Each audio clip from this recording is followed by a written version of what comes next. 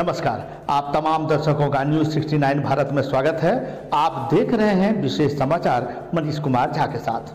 आइए चलते हैं खबरों की ओर और जानने का प्रयास करते हैं कि हमारे संवाददाताओं ने कौन से खबरों को प्रमुखता दी है। नेताजी सुभाष चंद्र बोस की 125वीं जयंती धूमधाम से मनाई गई। आज पूरे देश में सुभाष चंद्र बोस जयंती मनाई जा रही है। कहा जाता है कि सुभाष चंद्र बोस जीटी रोड के रास्ते कोलकाता से गोमो स्टेशन गए थे, जहां से वो विदेश गए थे और वहीं उनकी आखिरी सूचना रही है। आज जीटी रोड पर गोविंदपुर स्थित सुभाष चंद्र बोस की प्रतिमा पर माला अर्पण करते हुए कांग्रेस नेता जिला परिषद सदस्य प्रतिनिधि सोहराब अंसारी ने कहा कि हमें आज भी वास्तविक स्वतंत्रता की जरूरत है। जैसा कि सुभाष चंद्र बोस ने कहा था कि तुम हमें खून दो, मैं तुम्हें आज़ादी दूंगा। आज भी उसी तर्ज पर हमें चलना होगा और हमें वास्तविक आज़ादी पाने के लिए त्याग करना होगा, बलिदान देना होगा। बलिदान स्वार्थ की, बलिदान अहंकार की, बलिदान भ्रष्टाचार की। यदि हमें उनके सपनों को साकार करना है तो इसकी शुरुआत हमें स्टूडेंट से करना होगा। आज भी सुभाष चंद्र बोस का नाम स्वतंत्रता सेनानियों के ऊपर रहा है। लोग इनके त्याग को श्रद्धा से याद करते हैं। आइए सुनते हैं हमारे प्रतिनिधि ने क्या कुछ कहा। सुभाष चंद्र बोस के बारे में बोला जाता है कि वो इसी रास्ते से गुम हो गए थे, तो क्या यादें जुड़ी है या क्या जानकारी आपको है उनके बारे में जो जनता के साथ साझा करना चाहें, क्योंकि अभी लोग भूलते जा रहे हैं धीरे धीरे हमारे मूल पुरुषों को। अगर सुभाष चंद्र बोस को अगर कोई भूल जाए, वो हिंदुस्तान खून ही नहीं है। वो हिंदुस्तान को आज पूरे नौजवानों को जोड़ने का अगर कोई काम किया तो वो सुभाष चंद्र बोस है।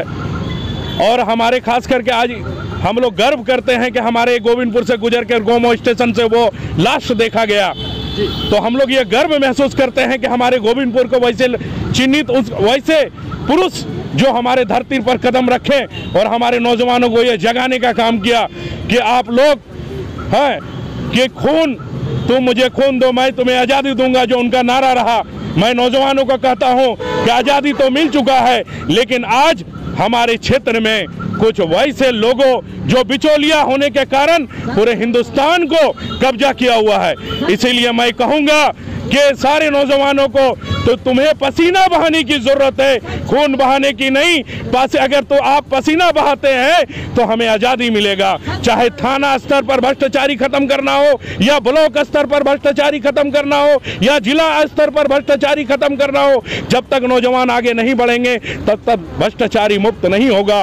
और आज हम लोग सुभाष चंद्र बोस के जयंती पर हम लोग ये शपथ लेते हैं कि हम लोग भ्रष्टाचारी को मिटाने का काम करेंगे। चाहे इसके लिए हम लोग फांसी दे दे, चाहे इसके लिए हम लोग को जेल में भेज दिया जाए, लेकिन अगर भ्रष्टाचारी जहां चलता हो वहां हम लोग रोकने का काम करेंगे। और नहीं रुका तो हम लोग पूरे नौजवान मिलकर आंदोलन करने का काम करेंगे। जय हिंद, जय झारखंड। आप कितना मानते हैं उनके स्लोगन को? लोग याद तो करता है कि तुम मुझे खून दो, मैं तुझे आज़ादी दूंगा। आज के युवा में क्या ये उत्साह देखने को मिल रहा है आपको? क्योंकि आप तो सगल जा रहे हैं, युवा को प्रतिनिधित्व कर रहे हैं, क्या देख रहे हैं आप युवाओं में भी? नहीं, युवा में तो उसके प्रति जोश है, तभी जाके आज पूरे युवा मिलके उसकी जयंती पूरा हिंदुस्तान पर मनाया जा रहा है। और उनकी जो नाम और उनकी जो चर्चा और उनकी जो लड़ने का जो तरीका रहा, अगर नौजवान 10% उसके तरीका को अपना ले तो हम लोग हिंदुस्तान के भ्रष्टाचारी को मिटा सकते हैं। जी, आखिरी प्रश्न रहेगा आपसे कि लोग कहते हैं कि भ्रष्टाचार को मिटाएंगे, बोलते बोलते खुद भ्रष्टाचार करने लगते हैं। नहीं तो वैसे लोग करते हैं।